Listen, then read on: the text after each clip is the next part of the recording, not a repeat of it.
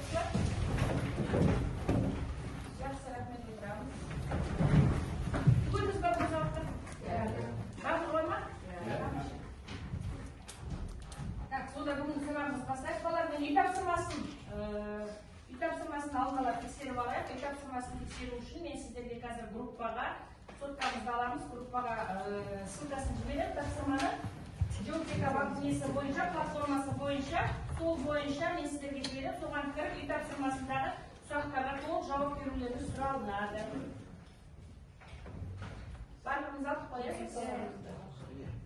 Жақсы жіберілді, қараймыз. Сол тапсырма бойынша жауап береміз. Ал маған оған дейін тақтаға келіп, біреуіміз тапсырманы орындап кетейік, иә? Келіңдер, келеді тақтаға. Келе ғой.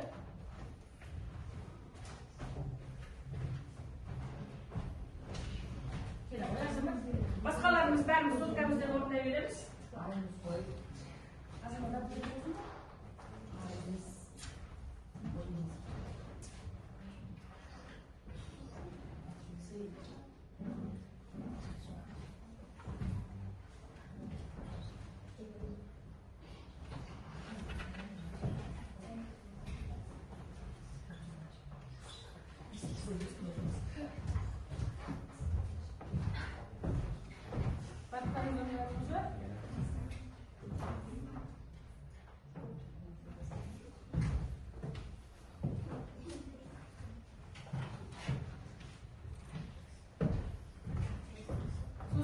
Keri байланысып, тапсырмалардың барлығы келеді. Азамат орындап тұрсыздар.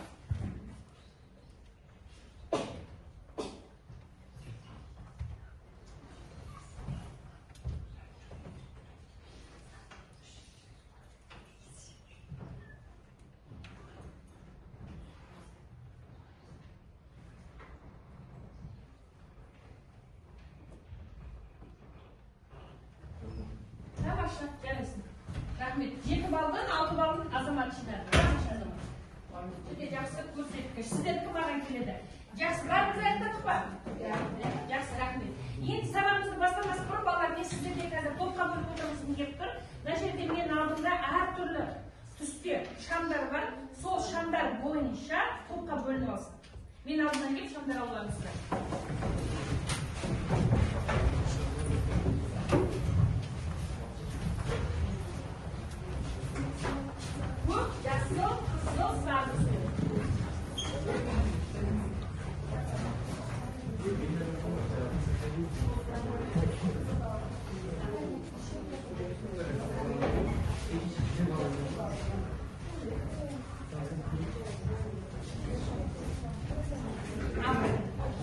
Sol әрбір түспен бөліп отыра қаламыз, е?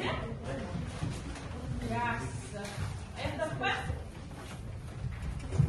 Мына жерде көрдіңіздер, иә балалар, әртүрлі ашық түсте бір әдемі шамдар тұр. Бұл шамдар арқылы енді сіздерге де мен сәттілік тілеймін.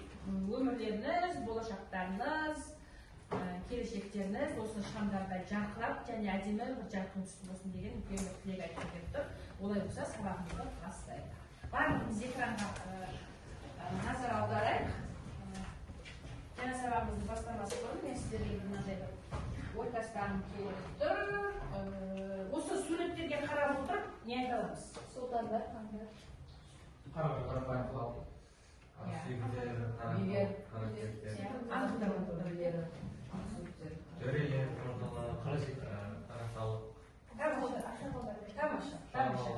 Жақсы, тамаша. Осы суреттер, иә? Яғни осы суреттер арқылы мен сіздер топқа бөлген болатын. Алдарыңызда тұр, иә? Батырлар тобы, билер тобы, төрелер тобы, бізде ақсүйектер мен қарасүйектер тобы.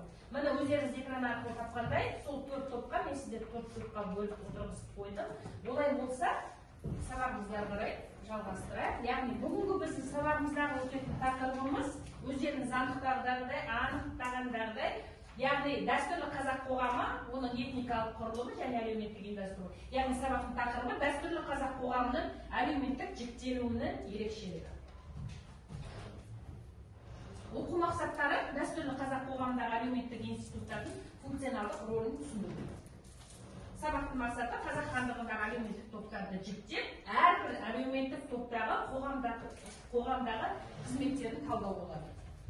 Сабақтың мақсаты қазақ хандығындағы әлеуметтік топтарды жіктеп, әрбір әлеуметтік топтағы қоғамдағы қызметтерін талдау болады. Сабақтың мақсаты қазақ хандығындағы әлеуметтік топтарды жіктеп, әрбір әлеуметтік топтағы қоғамдағы қызметтерін талдау болады. Дәстүрлі қазақ қоғамының әлеуметтік жіктелуінің ерекшелігі тақырыптарында, яғни барлығымыз қазір экранға қарайық, балалар, бейнебаян қарап шықсақ, сол арқылы мен сіздерге қазір тапсырма беремін.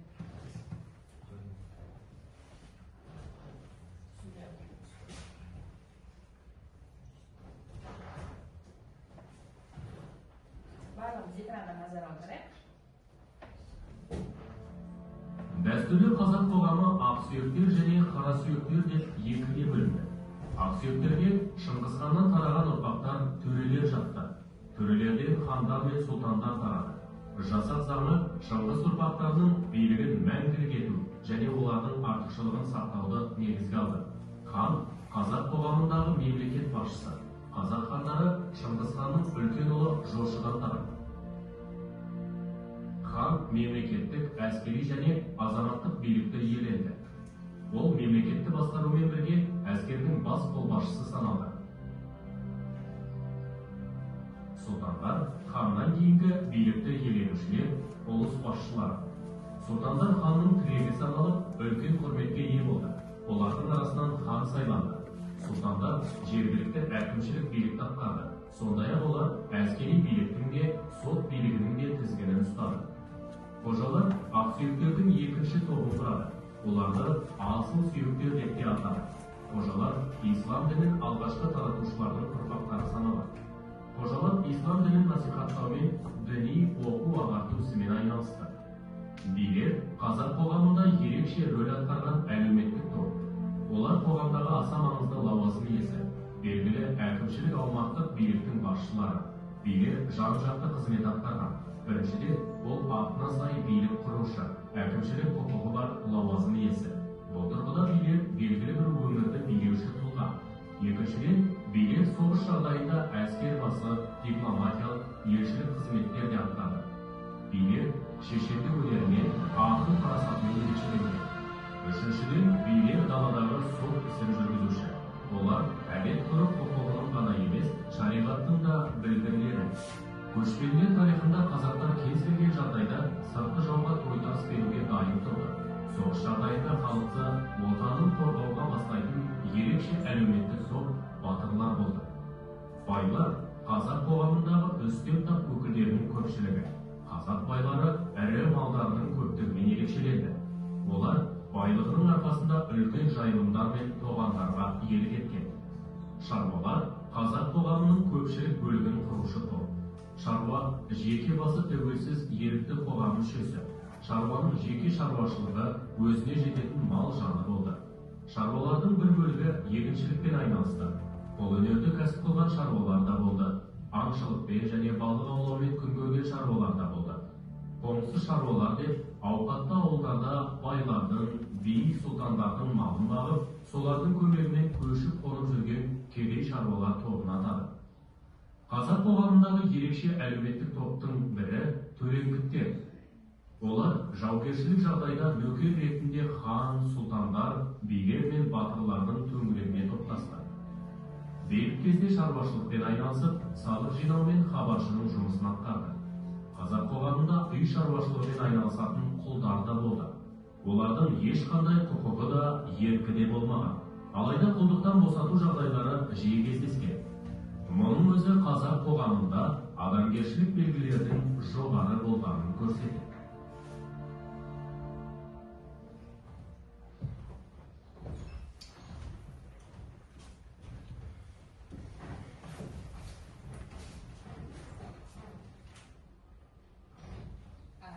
Бейнебаянда әр топ туралы нақты біраз ақпараттар берілді, иә балалар?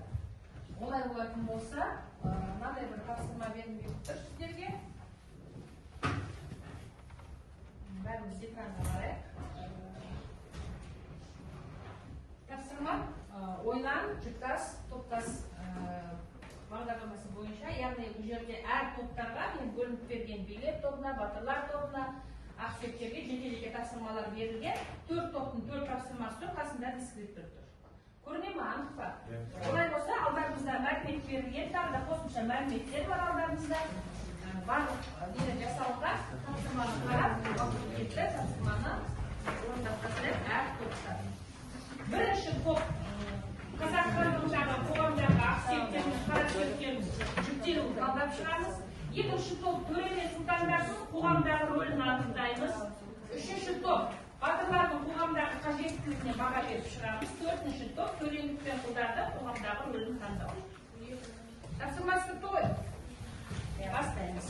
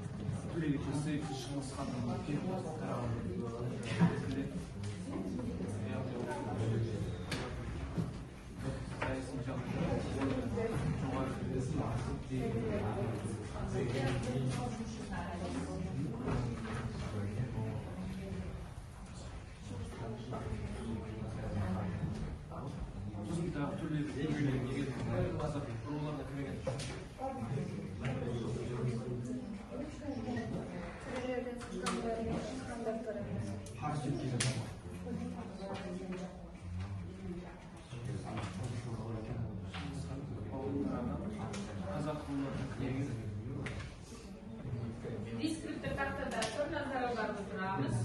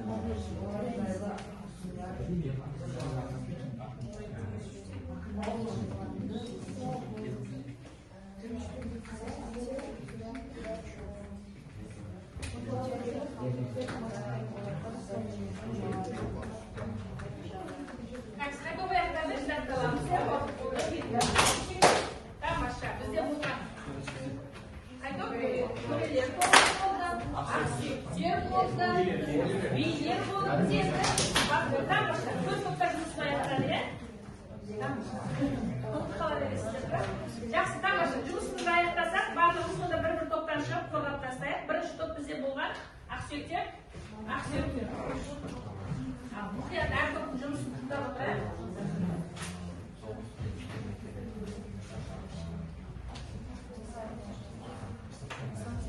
Берге тапсырманы бізге берген тапсырма қосымша деректермен кітаптағы деректермен сүйене отырып ол қазақ хандығының қоғамының ақсүйектері мен қарасүйектерін жіктеуін талдау. Ең бірінші біз ақсүйектерді талдадық. Оларға біз билерді жатқызамыз, төрелер, сұлтандар және қожалар. қожалар деген араб ұрпақтары, және біз ақсүйектерге біз Шыңғысхан ұрпақтары, яғни Жошы ханның ұрпақтары төрелер деп қыламыз. Шежіреге қатты мән берген олар. Таққа мысалы Жошы ханның ғана ұрпақтары ғана отыралатын олар. Жай қарағалы болсыңыз. Қоғамда олар жоғары әлеуметтік топты алған болатын, ал қарасүйектер бізде ол қарапайым халық, олар малшылар, егіншілер, жауынгерлер болған. Олар кейбір қарасүйектер олар жай, мысалы ақсүйектер қарасүйектерді жай ғана өлтіруге болмайды. Қарасүйектердің де өздерінің рөлдері болған. Болып болса болса. Тамаша, рахмет. Екінші топ бізде, тамаша, екінші топ.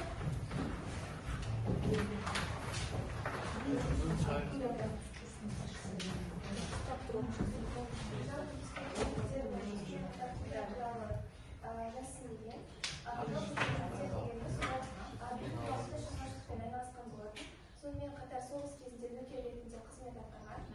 Және де бас бостандығынан айырылған, бас бостандығы жолы шектеулі болса да, бірақ сезімді адам болған. Сонымен қатар олар Шыңғысханның ұрпақтарына қызмет еткен. Олар сотта куәгер бола алмаған, өзінің бас бостандығы болмаған, өз иелерін өлігі ретінде саналған. Яғни басы байлы жүрді. Жақсы, рахмет. Қай топ дайындағдар? Билер тобы келеміз, е?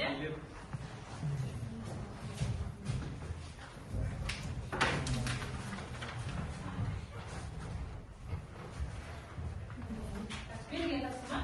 Төрелер мен сұлтандар талдау болды. Оны баса кетсек, бірінші төрелер туралы. Төрелер ол Шыңғысхан ұрпағынан тараған.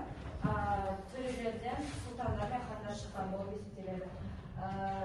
Олар хан сайлануға құқығы болған, әлеуметтік топтың бір түрі болып саналады. Және де ол әділ билік жүргізуді басты міндеті болған болатын. Біз сұлтандар туралы айтсақ, бәріміз білгеніміздей, сұлтандар төрелер әулетінен тараған. Яғни олар төрелер кішкене төмен, бірақ орны оның қоғамдағы орны оның жоғары. Жалпы сұлтандардың қоғамдағы рөлі ол әскери жинау, салық жинау, халықты қорғау деген сияқты міндеттерді айналысады. Әулеттегі лауазымды тұлға. Бұл екі топта ақсүйектердің қатарына жатады, және де құқықтары қара халыққа қарағанда жоғары болған. Және де ханға сайлануға құқығы болды. Тамаша, рахмет. Батырлар тобын шақырамыз.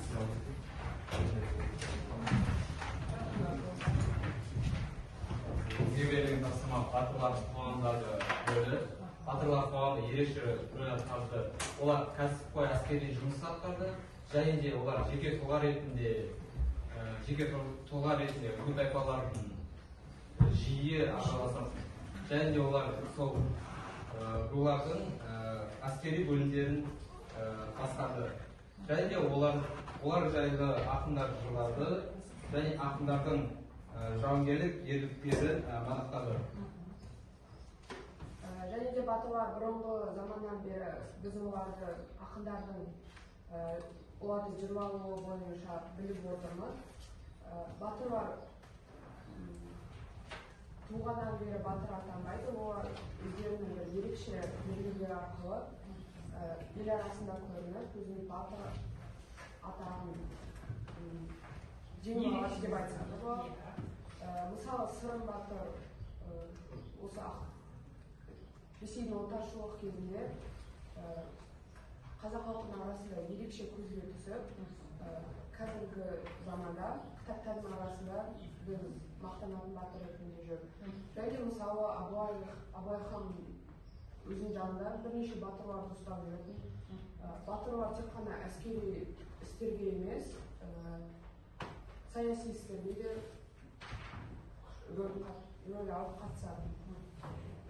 Жақсы, тамаша, рахмет.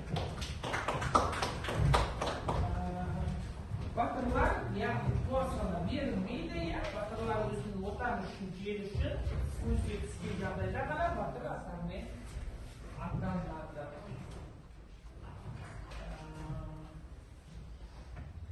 Жақсы, әрі қарай мынандай тапсырма, екінші тапсырма балалар тақтаға қараймыз. Яғни бұл дәптерде әркім өз бетінше жеке орындайды. Қазақ хандығының әлеуметтік құрылымын жіктеп шығамыз. Яғни әлеуметтік құрылымы біз екі топқа бөлеміз, біреуі кімдер? Ақсүйектер, екіншісі қара сүйектер. Яғни осы ақсүйектер мен қара сүйектердің әлеуметтік құрылымын екі бағытын жазып шығамыз. Бірінші, мына жерде астында балалар дескриптиві тұр, жақсылап назар аударып өтеміз. Қазақ хандығындағы ақсүйектерге кірген бір таптан анықтаймыз, одан кейінгі екінші тапты анықтаймыз, одан кейінгі қара сүйектерге кірген тағы да сол сияқты екінші тапты анықтаймыз. Ол бізге дәптерге жеке-жеке орындап шығамыз, дәптерге жұмыс жасаймыз.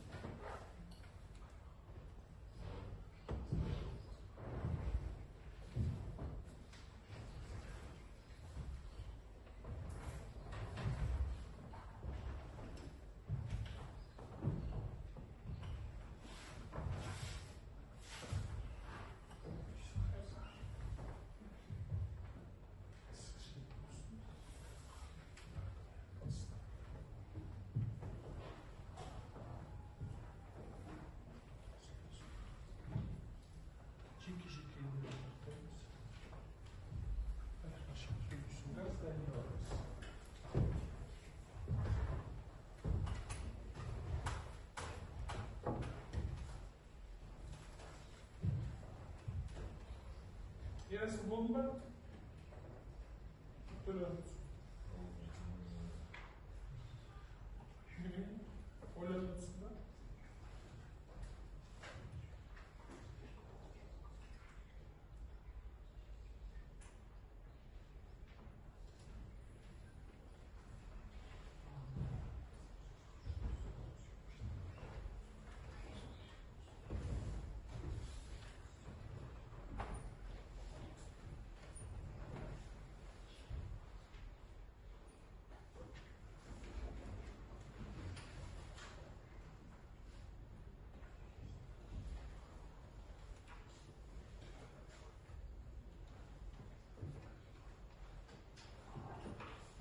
Әр топ басшысы алдындағы бағалау парақтарында қазір топтағы мүшелерді бағалап отырамыз, оны ұмытып кетпейміз. Болдық па? Болдық, олай болса тапсырмаға қарап шығайық. Кім оқиды өз тапсырмасы? Кім оқиды? Матина оқиды. Желтый осветитель. Где туреле, хандар, батуар,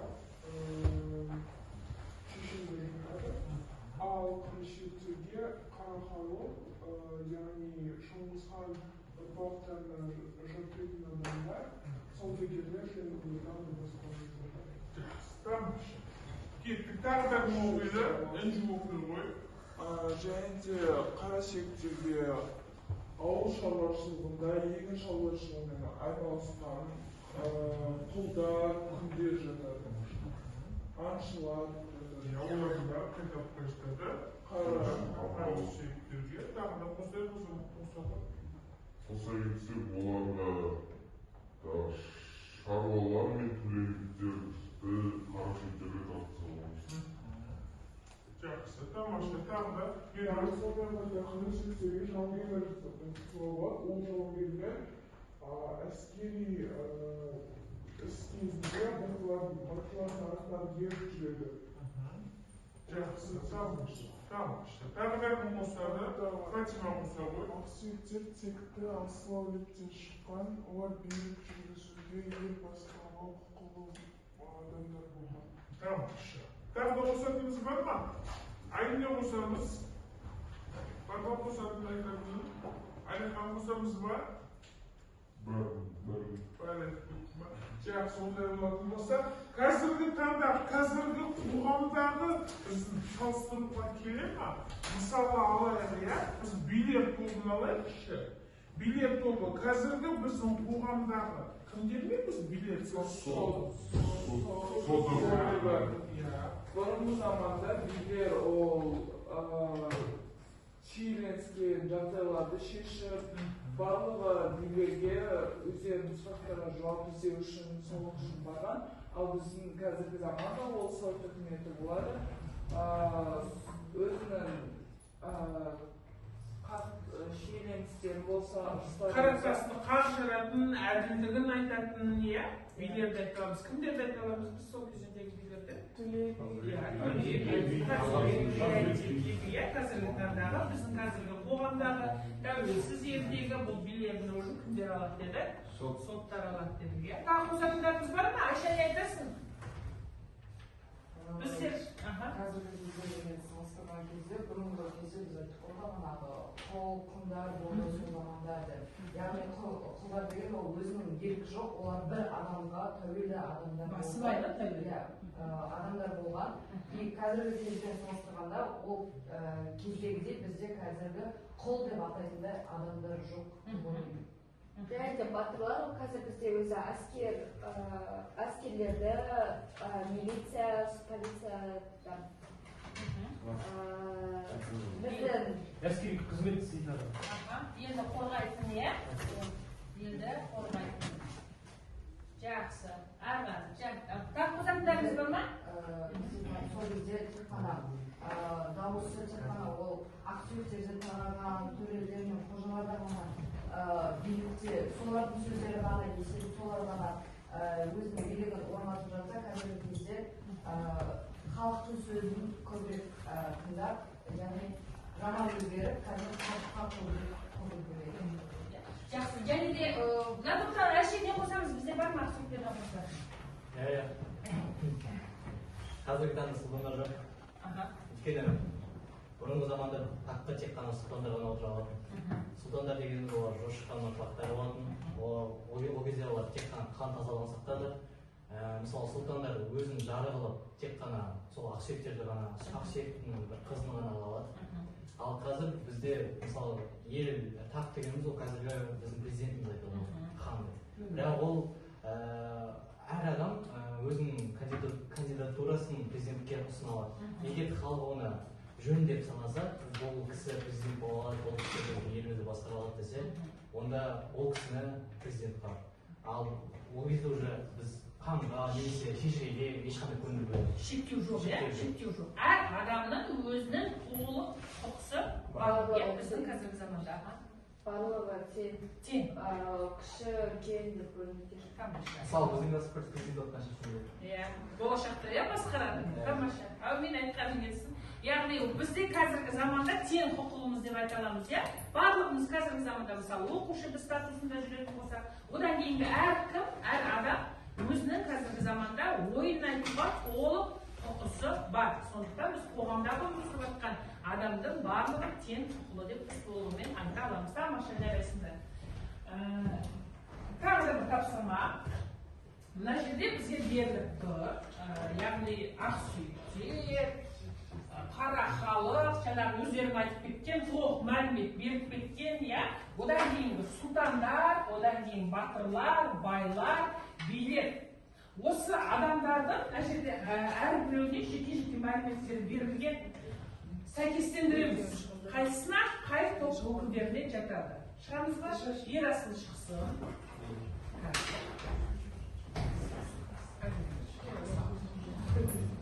Біреуін ғана сұлтандарға оқи ғой сұлтан Ерасыл. Хандарына тағылған үміткерлер әскери қызмет атқарады. Ол кімдер? Сұлтандар. Тамаша, жарайсың, ашып келе ғой.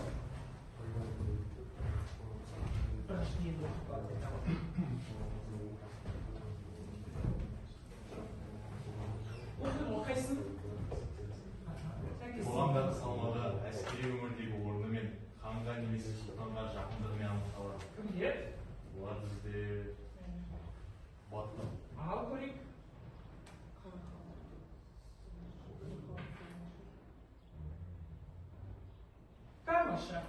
келді, иә? Тағы да кім шығады? Тағы да кім шығады? Айша келе ғой. Әміне қазір өткен шығасың, иә?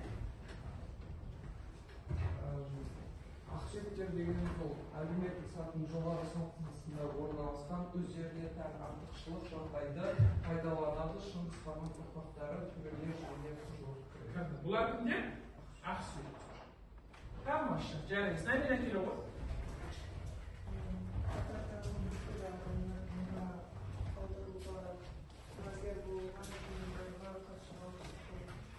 Бұлар кімдер? Қара.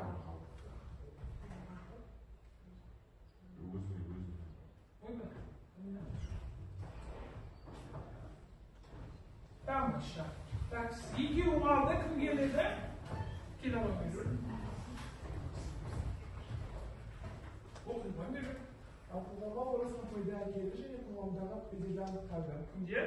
Байлар. Байлар. Тамаша. Әлеммен келе ғой. Дұрыс па, дұрыс болмай ба, иә, қадігі? Олар мен тайпалардың басшылары билер ерекше құқықты иеленді. Билердің ықпалы орасан бұл және кейде хан ықпалының да асып кетуі мүмкін еді. Бұлар кімдер? Билерді өледі. Тамаша, жарайсыңдар. Әлихан, тура дұрыс таптың, не Әлихан? Тамаша. Олай болатын болса,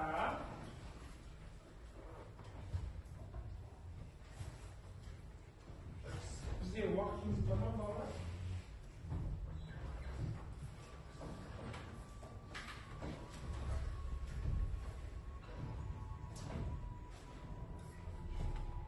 Олай болатын болса, балалар, кері байланыс беріп жүрейік. Бүгінгі өткен тақырыбымызға байланысты біраз мәліметтер алынды. Қазіргі таңдағы, біз сол кезіндегі қазақ хандығы кезіндегі әлеуметтік топтарын қазіргі біздің тәуелсіздік елмен біразымен салыстырдық, иә? Біразымен салыстырдық. Міне олардың қоғамдағы ерекшеліктерін қарадық, қоғамдағы рөлін қарадық, қоғамдағы орнын қарадық, иә? Оның ішінде енді бізде жаңағындай батырлар туралы біраз мәліметтер айтылды, иә? Қазіргі біздің қоғамда кімдерді біз батыр деп айта аламыз? Нақтылап кетейікші бір сұрақтарымызбен. Батырларды әскери қызмет істейтін адамдар. Жақсы. Шекарада қызмет атқаратын адамдарды.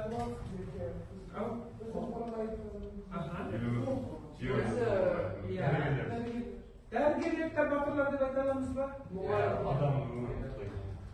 Мұғалімдерді неге батыр деп айта аламыз? Баланы тәрбиеге салып, өрт сөндірушілер. Не тықап қой деймін ба, мұғалімдерді. Батыр дегенге мен төбем көкке жеткендей болды деймін ба, рахмет мұғалімдерді сылағаныңызға. Өрт сөндірушілерді, тағы да кімдерді біз батыр деп айта аламыз бізде? Айта аламыз. Соғыс ардагерлерін, я қандай соғыс ардагерлерін айта аламыз? Мысалы? Мен өзімнің атамды айтып кетсем, көптеген адам соғыс ардагері болған, бірақ сол соғыстың қай соғыстың? Ауған соғысының, бірақ сол соғыстың кезінен қайтыс болып кеткен. Ал енді мен әкем үнемі біздің атамыз жайлы айтып отырады, аталарың кім болғандықтарын, ауған соғысының ардагері. Өте тамаша, бізде және келе сол атасымен сен әлі де толық мақтануымызға толық айта аласың, толық мақтан аласың. Өзінің атаның сол кезінде көрсеткен ерлігі үшін, тамаша. Тағы бір айта аламыз. Одан кейінгі кімдер мынау ақсүйектер дейді. Кімдермен салыстыра аламыз? Ақсүйектер. Сотпен салыстыра аламыз ба ақсүйектерді? Билермен? Билердің қандай қызметі бар? Билер әділ шешім қабылдайды және басқа өзі халық арасында шиеленістер істер болса, солар билер шешуге көмектеседі. Жақсы, тамаша. Тағы қосатындарымыз бар ма? Исмаил, не айтамыз? Айта ғой енді. Қожалар кезінде дін тарапымен айналысқан, ағашымен айналысқан, ал қазіргі уақытта оны мешіттегі имамда кез келген кісі сол бағытты таңдап, сол қызметті атқара алады. Жақсы, тамаша. Тағы да қосайық. Және Сұлтан Сақтандыру ол қазір қандай біздің президент немесе жоғарыда отырған адамдарды айтсақ болады.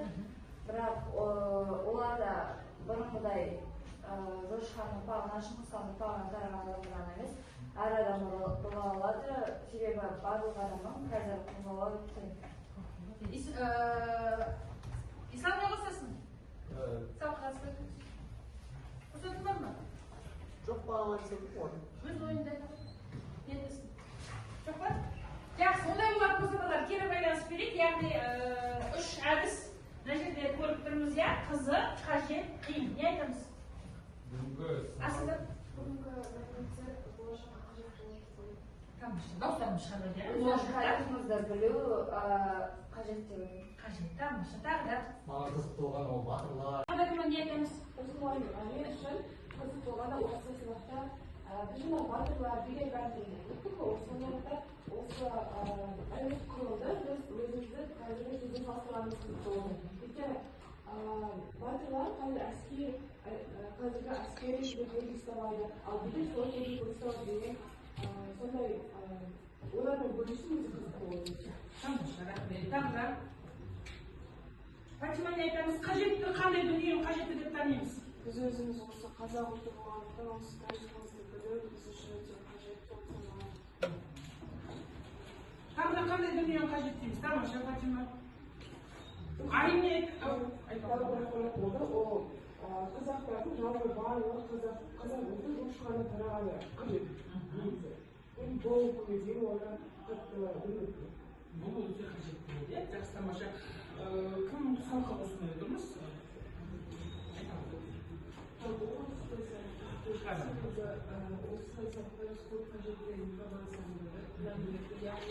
Әрбір мысалы ақсүйектер бар, сұлтандар, билер туралы мәлімет кезде болашақта керек болған және осы сабақта біз топпен жұмыс істеу өте жақсы дамыттық және енді топпен дұрыс жұмыс істеп жатырмыз. Тамаша, Айша. Мен үшін қажетті зат болған ол батырлар дегенде біз есімізге сол қоғамды батыр секілді батырларды еске түсіріп жаттанды, иә? Жаттанды, бірақ одан кейінгі біздің соғысқа қатысқан қаншама батырларымыз бар, соларды ұмытпай осы сабақта еске салғанымыз сол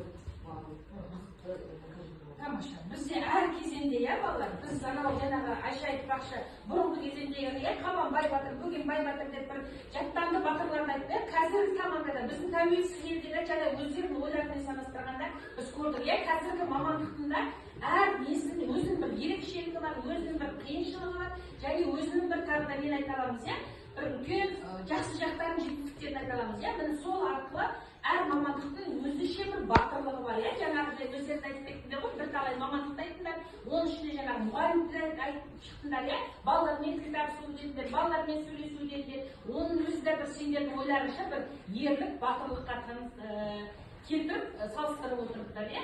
Тағы да бір жаңағы Жәнекең атасымен айтып кеттік, иә. Ауған соғысының ардагері, кешегі ғана болған ауған соғысының кезіндегі қатысқан міне Жәнекең өзі оны үлкен бір мақтанышпен айта алады. Сондықтан бізде әр кезеңде біз батырларымызбен өзімізді толық мақтана алады екенбіз. Тағы қосатындарыңыз бар ма? Жоқ, иә? Жақсы, тамаша. Олай болатын болса сабағымызды аяқтайық. Бүгінгі сабағымызға үлкен рахмет. Өте жақсы қатысып отырдыңыздар. Топ басшылары алдарыңыздағы жауап парағына қазір әр топтағы қатысып отқан балаларға бағалаймыз. Бағалау парағын сол жерге қойып кетеміз. Мен қазір бағалау парағын жинап аламын. Үйге тапсырмалай олай болатын болса, дәстүрлі қазақ қоғамының әлеуметтік жіктеуінің ерекшеліктері, яғни оқулықтағы 103 беттегі рахым парақтарға белгілеп қойыңыздар. Оқулықтағы 103 беттегі бірінші, екінші, үшінші, төртінші, бесінші тапсырмаларды орындаймыз. Бағалау парақтар алдарыңызда болсын, мен қазір жинап аламын. Қатысқандарымыз. Топ басшысы бағалау.